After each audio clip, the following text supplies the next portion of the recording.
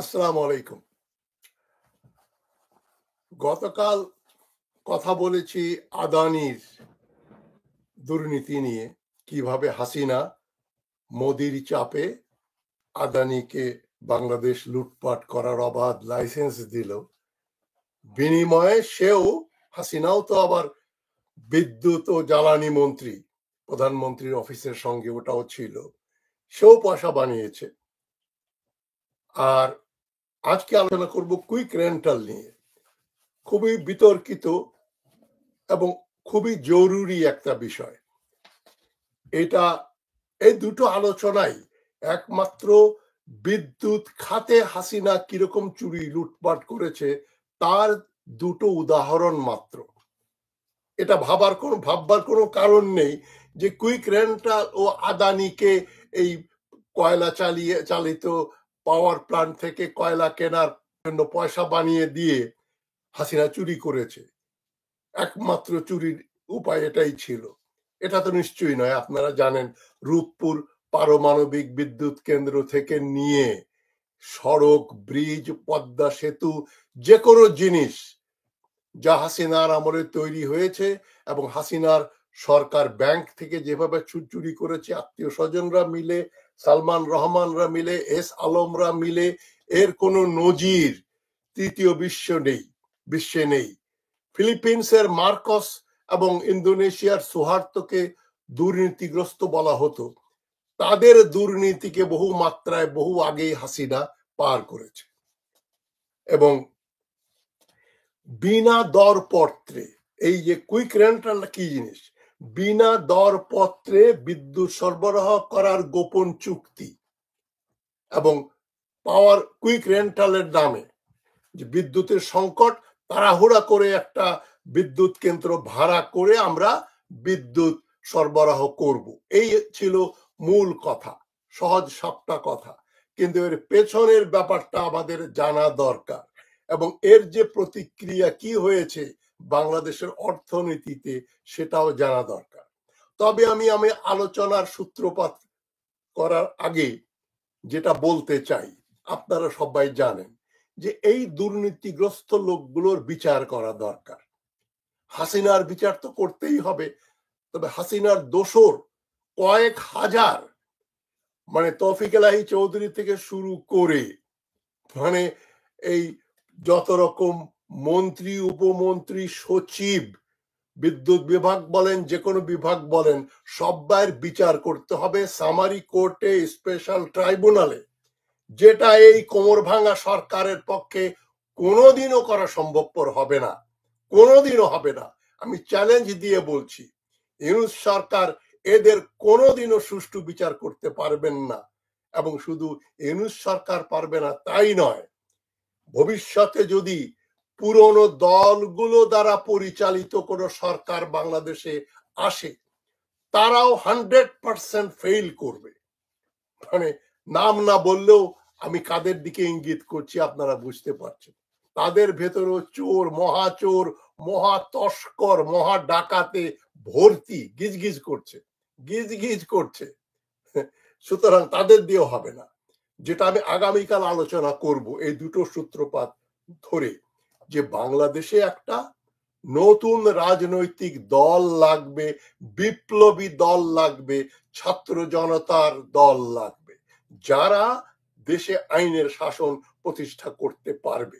আর যদি সেরকম কোন দলের সৃষ্টি না হয়, তবে আমি বলে দিলাম, আজ বলে দিচ্ছি, লিখে রাখেন,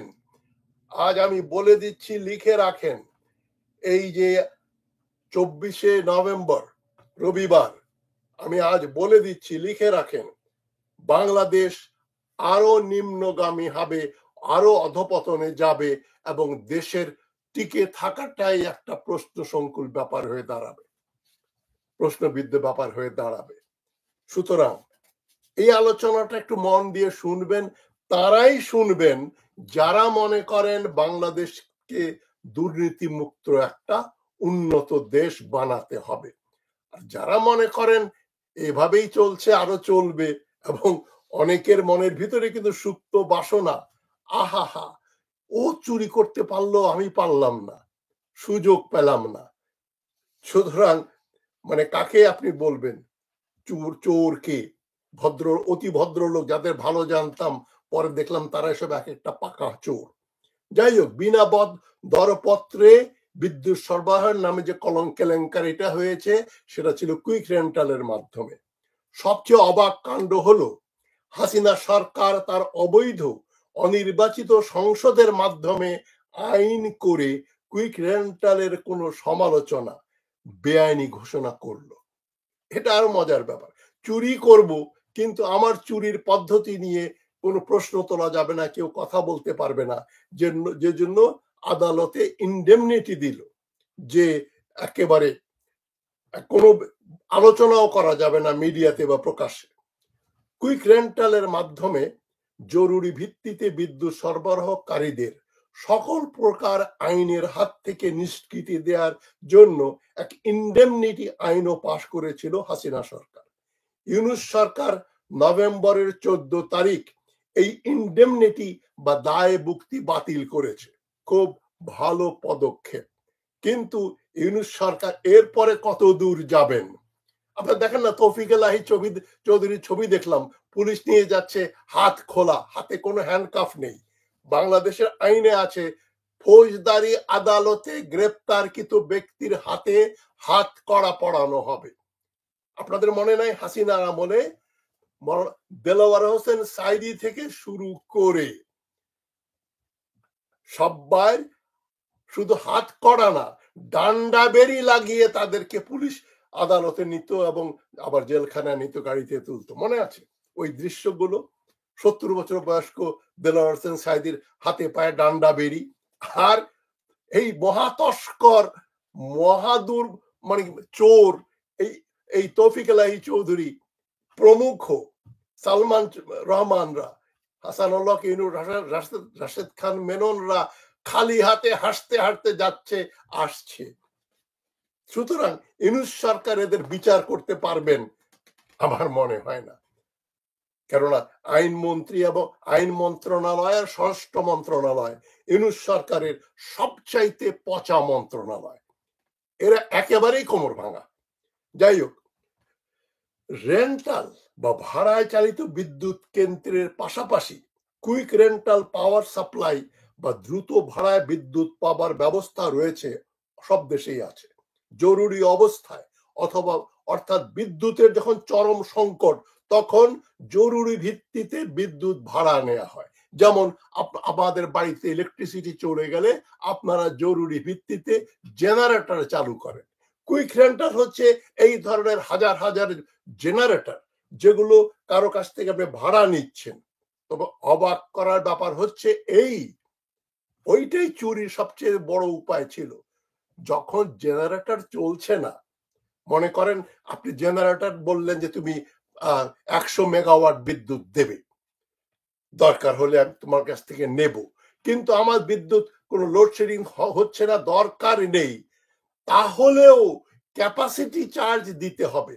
ওই যে তারা বসে আছে এত মেগাওয়াট বিদ্যুৎ দেওয়ার জন্য, আপনি খরচ করেননি, কিন্তু দরকার হলো তো আপনাকে তারা দিত। এই যুক্তিতেই মনে করেন দোকানে তারা ওর স্যালাইন রেখেছে, আপনার যদি দরকার হয় ওর স্যালাইন খাবেন। আপনার ওর স্যালাইন খাবার দরকার হচ্ছে না, আপনার বা আপনার পরিবারের একটা ওষুধ দরকার নেই, কিন্তু যেহেতু আপনার পাড়ার ফার্মেসিতে ওই ওষুধটা রাখা হয়েছে, আপনি না কিনলেও ওর দোকানে ওষুধটা আছে, এই জন্যই তাকে আপনি প্রতি মাসে ভাড়া পয়সা দিতে হবে। এই ব্যবস্থাটা হয়েছিল কুইক রেন্টালের মাধ্যমে। মানে না লাগলেও, সরবরাহ করা না হলেও পয়সা দিতে হবে। এবং এতে দেশের প্রচুর টাকা গচ্চা গেছে, এটা সবাই জানি। ফখরুদ্দিন মঈনুদ্দিন সরকার প্রথমে প্রচন্ড বিদ্যুৎ সংকটকে মোকাবেলা করার জন্য কুইক রেন্টালের শরণাপন্ন হন, এবং হাসিনা আসার পরে ওই মঈনুদ্দিন ফখরুদ্দিনের সময় যে টেন্ডারের যে রেট ছিল ওই অনুযায়ী তারা কুইক রেন্টালের ব্যবস্থা করে, মানে বিনা দরপত্রে। কিন্তু হাসিনা যেটা করলো, টেন্ডার বা দরপত্র ছাড়া বিনা দরপত্রেই গোপালগঞ্জের আওয়ামী লীগ আত্মীয় স্বজন এদেরকে ডেকে ডেকে কুইক রেন্টাল পাওয়ার প্ল্যান্ট লাগাতে বলল এবং তাদেরকে তারা বলল তোমাদেরকে আমরা সার্ভিস চার্জ দেব, ক্যাপাসিটি ফিজ দেব বিদ্যুৎ সরবরাহ করা না হলেও, এবং টেন্ডার না করে দরপত্র না করে তারা যে দাম চাইলো সেই দামেই বিদ্যুৎ সরবরাহ তাদের কাছ থেকে কেনা হবে। এ ধরনের একটা চুক্তি করা হলো। মানে প্রতিযোগিতামূলক দরপত্র আহ্বান করে অস্থায়ী বিদ্যুৎ কেন্দ্রগুলো প্রতিষ্ঠা না করায় পুরো ব্যবস্থাটা প্রচন্ড দুর্নীতির কবলে পড়ল। এটাই হচ্ছে কুইক রেন্টাল কলঙ্ক। স্বজন প্রীতি ও বেশি দামে কাজ দেওয়ার পরিবেশ সৃষ্টি হয় কুইক রেন্টালের ফলে। বেশিরভাগ ক্ষেত্রে কুইক রেন্টাল বিদ্যুৎ কেন্দ্রের মালিক ছিলেন আওয়ামী লীগ দলীয় সংসদ সদস্যরা। পূর্ববর্তী সরকারের ধার্য করা দর ধরে 2009 সালে হাসিনা সরকার প্রথমে 8টা কুইক রেন্টাল প্ল্যান্ট চালু করে এবং অনুমতি দেয়। 2009 সালেই সরকার বিনা দরপত্রে আরো 32টি কুইক রেন্টাল নির্মাণের অনুমতি দেয়। 32 আর 8-এ 40টা। এরপরে এর সংখ্যা আরো বৃদ্ধি পায়। 2010 সালে দরপত্র এড়াতে জাতীয় সংসদে 2 বছরের জন্য পাশ করা হয় জরুরি বিশেষ আইন। এই আইনের মেয়াদ বৃদ্ধি করা হয় 2026 সাল পর্যন্ত। চেয়ার থেকে পড়ে যাবেন না। 2010 সালে বলছে এই কুইক রেন্টাল ঠিকঠাক মতো চালু রাখার জন্য একটা 2 বছরের জন্য একটা জরুরি আইন করা হলো। 2010 সালে যেটা 2 বছরের আইন 2012-তে যেটা শেষ হবার কথা, সে আইন 2026 পর্যন্ত চলবে। মানে এখনো ওই আইনটা বহাল আছে। কুইক রেন্টাল থাকলে ওটা এখনো আছে। এবং প্রথম দেওয়া হলো কাদেরকে? সামিট গ্রুপ, গোপালগঞ্জ 1 আসনের টানা 6 বারের এমপি ও সাবেক বিমান মন্ত্রী ফারুক খানের পারিবারিক একটা ব্যবসার নাম ছিল সামিট গ্রুপ। এই সামিট গ্রুপকে দেওয়া হলো এবং মেয়াদ বাড়ানোর সময় যে কন্ডিশন ছিল নো ইলেকট্রিসিটি নো পেমেন্ট, এটা সর্বজনবিদিত, পৃথিবীতে সব জায়গায় হয়। আপনি মাল দিলে তার পয়সা দেব, আগে কাজ তারপরে পয়সা। এই কন্ডিশন মেনেই কিন্তু কুইক রেন্টাল করা হয়েছিল। No electricity no payment. আপনি যখন আপনার পাওয়ার দিচ্ছেন না, ইলেকট্রিসিটি দিচ্ছেন না, ওই সময়ের জন্য কিন্তু আমি আপনাকে কোনো পেমেন্ট করব না, চুক্তিতে লেখা আছে। কিন্তু কার্যত হচ্ছে চুক্তি থাকলেও বিদ্যুৎ সরবরাহ না করে পেমেন্ট নেয়ার দুর্নীতি ব্যাপক রূপ ধারণ করে। মানে quick rental as a whole কোনো খারাপ জিনিস না। আপনার বিদ্যুৎ নেই, লোডশেডিং হচ্ছে, অন্ধকার থাকে, সুতরাং ওটাকে মোকাবেলা করার জন্য আপনারা বিভিন্ন লোককে ভাড়া, তাদের কাছ থেকে জেনারেটর ভাড়া নিলেন। তবে এর মধ্যে আরেকটা ব্যাপার যেটা ঘটেছে, জেনারেটর ভাড়া নিলেন এই কন্ডিশনে যে যতক্ষণ তুমি পাওয়ার দেবে, আমাদের বিদ্যুৎ দেবে, আমরা পয়সা দেব, যখন বিদ্যুৎ নেওয়ার দরকার পড়বে না তোমাদের কোনো পয়সা দেব না। এই চুক্তি, তারাও এই চুক্তি সাইন করলো। তো মজার ব্যাপার, যে সমস্ত জেনারেটর চালু করা হয়েছিল তাদের অনেকগুলোই অধিকাংশই ছিল পুরানো, অকার্যকর, এবং তারা এক একটা জেনারেটর কত মেগাওয়াট বা কত কিলোওয়াট বিদ্যুৎ সরবরাহ করতে পারে সেই ক্যাপাসিটিও হিসাব করে দেখা হলো না। মানে সবকিছুই বিচারের ঊর্ধ্বে, নিরীক্ষণের ঊর্ধ্বে। নিরীক্ষণ করে প্রমাণ করা হলো না যে আপনি 500 কিলোওয়াট দেবেন বা আপনি 100 মেগাওয়াট দেবেন, এই ক্যাপাসিটি আছে আপনার মেশিনের, সেটা জানার কোনো দরকার পড়ে নাই। সুতরাং হাসিনার 15 বছরের স্বৈরশাসনের সময় এই সামিট গ্রুপ একচেটিয়া ভাবে কুইক রেন্টাল ব্যবসা করেছে। কেবল 2023 সালেই, গত বছর, সামিট গ্রুপ 7টি বিদ্যুৎ কেন্দ্রের ভাড়া পেয়েছে 1957 কোটি টাকা। এক বছরে প্রায় 2000 কোটি টাকা আজিজ খান পেয়েছে। না হলে কি আজিজ খান এখন সিঙ্গাপুরের 10-12 জন সবচাইতে ধনাঢ্য ব্যক্তির একজন? এবং এই টাকাটা বাংলাদেশ থেকে নিল কি করে? চুরি তো করেছেই, তারপরে আপনি $10,000 বেশি তো বাইরে নিতে পারেন না। তা আপনি এই বিলিয়নস অফ ডলার বাংলাদেশ থেকে আজিজ খান সিঙ্গাপুরে নিয়ে গেল কোন জাদু বলে? এবং আজিজ খান হাসিনাদের গোপালগঞ্জের লোক, ব্যবসার পার্টনার। তাহলে হাসিনা কি তার চেয়ে কম পয়সা নিয়েছে? আজিজ খান যদি 40 টাকা নেয়, হাসিনা 60 টাকা নিয়েছে 100 টাকার ভেতরে। হাসিনার কত টাকা আছে সেটাই প্রমাণ করার ব্যাপার এটা, যেটা সিআই এর গোপন ইন্টেলিজেন্স রিপোর্ট, যেটা আমার দেখার সৌভাগ্য হয়েছে। 2022 সালে হাসিনা ও রেহানার সম্পত্তির পরিমাণ ছিল $35 বিলিয়ন। বাংলাদেশের রিজার্ভের চাইতে অনেক বেশি। সামিটের পরে দ্বিতীয় স্থানে আছে ইউনাইটেড গ্রুপ।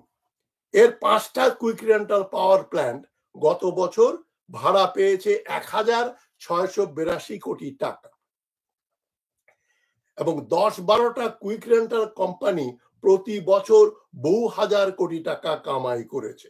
15 বছরে এই লুটের পরিমাণ কয়েক লক্ষ কোটি টাকা। প্রাক্তন ছাত্রলীগ ও আওয়ামী লীগ নেতা প্রয়াত নূরে আলম সিদ্দিকীর ছেলের দেশ এনার্জি 4টি বিদ্যুৎ কেন্দ্রের মালিক। গত বছরে আয় করেছে 515 কোটি টাকা, মানে ছোটখাটো ব্যাপার। তাহজিব আলম সিদ্দিকী দেশ এনার্জি 10ম স্থানে।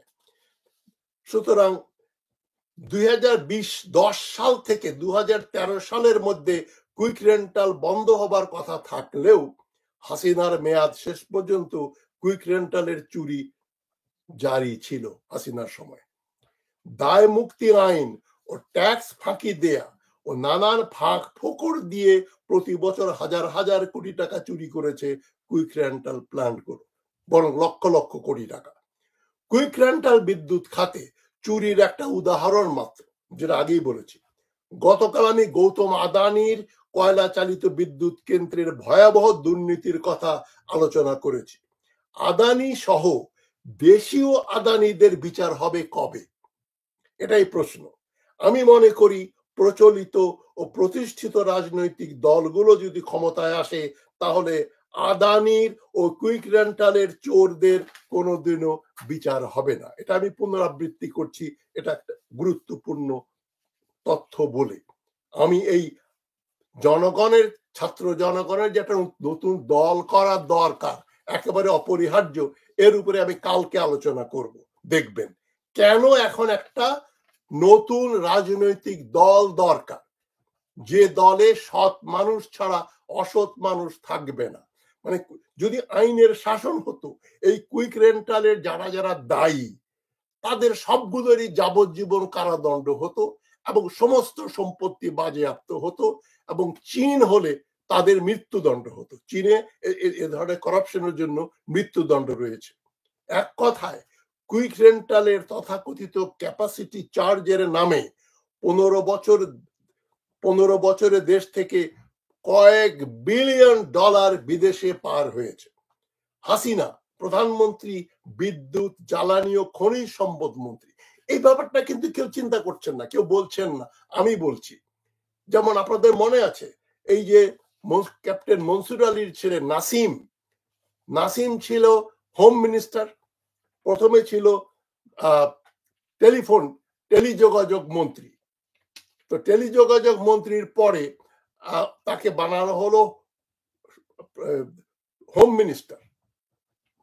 এই হোম মিনিস্টার হওয়ার পরেও নাসিম কিন্তু তার টেলিফোন মন্ত্রণালয় ছাড়ে নাই। হাসিনার সঙ্গে কন্ডিশন করেছে, আমি হোম মিনিস্টার হব, কিন্তু আমার টেলিফোন টেলিগ্রাফ ডিপার্টমেন্ট আমার হাতেই থাকবে, কেননা ওটা ছিল সোনার হরিণ। ওই নাসিম বহু বহু হাজার কোটি টাকা বানিয়েছে ওই টেলিফোন সংযোগের নামে ঘুষ নিয়ে। আমি আমার ব্যক্তিগত অভিজ্ঞতা থেকে বলি, সিরাজগঞ্জের মানুষ হিসাবে আমার এক বন্ধু, ছোট ভাই, সে নাসিমকে গিয়ে বলল যে ওই ডক্টর হাশমির বাড়িতে টেলিফোন নাই, ল্যান্ডফোন লাগবে, তো এখন এটার জন্য তো এটা টেলিফোন করে দিতে হবে। তখন আমি সৌভাগ্যবান ব্যক্তি ছিলাম, 1998 সালে আমি ঢাকায় যখন 4 বছরের জন্য ছিলাম, আমার বাড়িতে একটা ল্যান্ড ফোন আসলো মন্ত্রী নাসিমের মাধ্যমে 18,000 টাকা দাম দিতে হতো, আমি 18,000 টাকা দিয়েই ফোনটা পেলাম, কেননা সে আমার কাছ থেকে টাকা পয়সা ঘুষ খাওয়ার সাহস পায় নাই, কারণ তার বাবার সঙ্গে আমার বাবারা রাজনীতি করতেন, আমার বাবা চাচা তাদের সঙ্গে মনসুর আলীদের পরিচয়, পরিবারের সঙ্গে পরিচয়। এখন মনসুর আলীর ছেলে, এটা আবার দেখলাম সে বলছে যে আমরা ভুল করেছি, এটা বলতে আমাদের আপত্তি নেই, সেও কয়েক লক্ষ কোটি টাকার মালিক। যাই হোক, তা এখন এই লোকগুলোর তো বিচার হচ্ছে না, ঘুরে বেড়াচ্ছে। এখন প্রতিমন্ত্রী ছিল বিদ্যুৎ বিভাগের নাসরুল হামিদ, তার যে অর্থে বৃত্তের যে খবর পাওয়া যায় বিদেশে কি কি আছে না আছে, এইটা বললেই একটা আলোচনা করা যায়, বিরাট আলোচনা। বিদ্যুৎ জ্বালানি উপদেষ্টা তৌফিক এলাহি চৌধুরী, সিনিয়র সেক্রেটারি আহমদ কাউস সহ বিদ্যুৎ বিভাগের শীর্ষ কর্মকর্তাদের সিন্ডিকেট এই মহাচুরির প্রধান আসামি। হাসিনা নিজে, প্রতিমন্ত্রী নাসরুল হামিদ, বিদ্যুৎ ও জ্বালানি উপদেষ্টা তৌফিক এলাহি চৌধুরী, সিনিয়র সেক্রেটারি আহমদ কাউস সহ বিদ্যুৎ বিভাগের বড় বড় কর্মকর্তারা যে সিন্ডিকেট চালিয়ে এই কুইক রেন্টালের মাধ্যমে চুরি করেছে, এদের সবাই আশু বিচার দরকার। তবে আমি ফুটনোট দিয়ে দিচ্ছি, সে বিচার এই কোমর ভাঙা সরকার করবে না, করতে পারবে না। নির্বাচিত সরকারও যদি আসে তারাও করবে না। টাকায় কথা বলে, টাকা দেবে, সব চুপচাপ মিটমাট হয়ে যাবে। তবু দুঃখের কথাই বলছি আপনাদের, প্রতিকার হবে আমি বলছি না, প্রতিকার হবে দল করে, যদি আপনারা মনোযোগ দিয়ে শোনেন এবং যদি মনে করেন এভাবে তো চলতে দেয়া যায় না, আরেকটা বিপ্লব দরকার, তাহলেই সম্ভব হবে। কুইক রেন্টাল প্ল্যান্ট গুলো 25 থেকে 30% চালানো হতো, মানে মনে করেন ক্যাপাসিটি 100 ভাগ, 25% 30% চালিয়ে 70-75 ভাগ যেটা কাজ তারা করলো না, এই পুরো টাকাটা তারা আদায় করত। মানে যেখানে আপনার ধরেন 100 কিলোওয়াট বিদ্যুৎ দেওয়ার কথা, আপনি 25 কিলোওয়াট দিলেন, চার্জ করছেন 100 কিলোওয়াট, কারণ ক্যাপাসিটি 100 কিলোওয়াটের, আমার কিনলাম 25 ভাগ, পয়সা দিচ্ছি 100 ভাগের, এবং সারা বছর দিয়ে যেতে হবে বিদ্যুৎ, মানে ওদের কাছ থেকে না কিনলেও, তারা সরবরাহ না করলেও, তাদের সরবরাহ করার ক্ষমতা না থাকলেও, যেহেতু কাগজে কলমে আছে, সেজন্য আপনাকে গুনতে হবে পয়সাটা। গত 15 বছরের সরকার কুইক রেন্টাল ওয়ালাদের 1,06,000 কোটি টাকা দিয়েছে। এখন প্রধান কুইক রেন্টাল কোম্পানিগুলো হলো Summit group, United group, S Alam, Confidence group, Sikder group, Unique group, Baraka ইত্যাদি।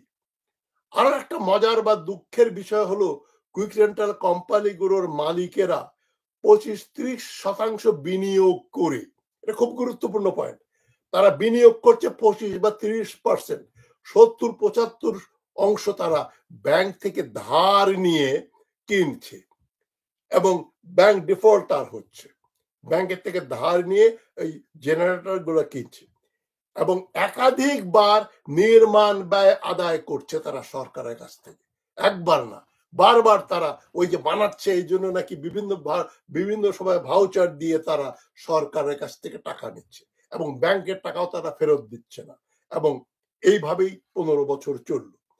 এখন সরকার নির্মাণ ব্যয় শোধ করে দিলেও কুইক রেন্টাল ওয়ালারা ওইসব প্ল্যান্টের পূর্ণ মালিকানা বজায় রাখে। এটা আরেকটা মজার ব্যাপার, আপনি সরকারের কাছ থেকে টাকা দিচ্ছেন বিদ্যুৎ প্ল্যান্ট বানানোর জন্য, মানে, এবং সরকার বানিয়ে দিচ্ছে, ওটা টাকা শোধ না করেই ওর মালিকানা আপনি নিয়ে নিচ্ছেন, যেটা আমার প্ল্যান্ট, আর টাকা তো সরকার দিয়েছে, এই প্ল্যান্ট গুলো তো সরকারি প্ল্যান্ট, সরকারি জিনিস বেসরকারি হয়ে গেল, এটাও কুইক রেন্টালের করাপশনের আরেকটা দিক। প্রয়োজনের চাইতে দ্বিগুণের বেশি কুইক রেন্টাল প্ল্যান্ট তৈরির অনুমতি দেয় হাসিনা সরকার।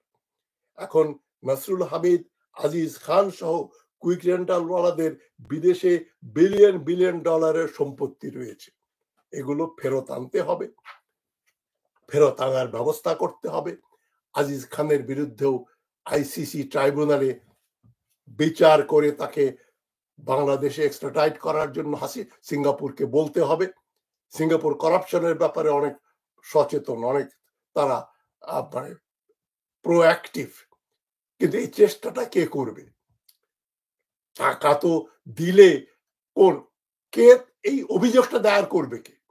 পুলিশ বলেন, আদালত বলেন, ম্যাজিস্ট্রেট বলেন, হাইকোর্টের বিচারক বলেন, সুপ্রিম কোর্টের বিচারক বলেন, মন্ত্রী বলেন, উপমন্ত্রী বলেন, প্রতিমন্ত্রী বলেন, পাড়া প্রতিবেশী বলেন, সবাই চুরি করাটাকে হালাল মনে করে। নামাজ রোজা করবেন, হজ করবেন, সব চুরি চামারি মাপ। এই হচ্ছে আমাদের সংস্কৃতি। এই সংস্কৃতি বদলাতে হবে। একটা বিপ্লবী সরকার ছাড়া এটা বদলানো যাবে না। এবং আমি ইউনূস সরকারের কাছে কোনো অনুরোধ করছি না যে আপনারা কুইক রেন্টাল ওয়ালাদের বিচার করেন। আদৌ আপনারা পারবেন না, করবেন না। আপনারা হাত কড়া পরিয়ে দেখান না। তৌফিক এলাহি চৌধুরী এবং সালমান রহমানের হাতে হাত কড়া দিয়ে কোর্টে নেওয়া হচ্ছে, গাড়িতে তোলা হচ্ছে, তাহলে বুঝতাম যে আপনাদের লজ্জা শরম বলে কিছু আছে। যে দেশে দেলোয়ার হোসেন সাঈদীকে ডান্ডা বেড়ি পড়ানো হয়, সেখানে তৌফিক এলাহি চৌধুরী, সালমান রহমান, রাশেদ খান মেননরা, এই হাসানুল হক ইনু হাসতে হাসতে যাচ্ছে, হাসতে হাসতে আসছে। জেল তারা পিকনিক করছে, ভালো খাওয়া দাওয়া আসছে বাড়ি থেকে। সুতরাং সবকিছু ভেঙে পড়েছে। এই সরকার মানে এটা বিপ্লব হয়েছে তা না। এখন আবার আমরা ওইদিকে নির্বাচনের কথা শুনছি। সবকিছু মিলে একটা লেজে গোবরে অবস্থা। তবে আমি তুলে ধরলাম তথ্যগুলো, প্রতিকার একটাই, আরেকটা বিপ্লব, বা যে বিপ্লব হয়েছে সে বিপ্লবী সরকার, বিপ্লবের নামে একটা সরকার তৈরি করা। নতুবা যেখানে ছিলাম আমরা সেখানেই থাকবো চিরকাল, 10, 20, 25 বছর। এইভাবে বহু রাষ্ট্র শেষ হয়ে যায়। আমরা সে পথে যাচ্ছি কিনা বলা মুশকিল। যারা অনুষ্ঠান দেখছেন আর তোমরা যারা দেখছো, তোমাদের বলছি তোমরা একটা দল করো। আমি তোমাদের দলের সদস্য হব, আজীবন 2 আনা দামের মেম্বার থাকবো, এবং যতদিন প্রাণ আছে আমি তোমাদের সাহায্য করব, কথা বলবো। আমার যেটুকু ক্ষমতা, সে ক্ষমতা অনুযায়ী আমি কাজ করব। একটা দল কিন্তু লাগবে। নতুন নির্বাচন করতে নতুন দল লাগবে। পুরনো দলগুলো, আবর্জনাগুলো, ওই এসো হে বৈশাখ এসোতে গান, জীর্ণ পুরাতন যাক ভেসে যাক। জীর্ণ পুরাতন গুলোকে ভাসিয়ে না দিলে নতুন বাংলাদেশ গড়া যাবে না।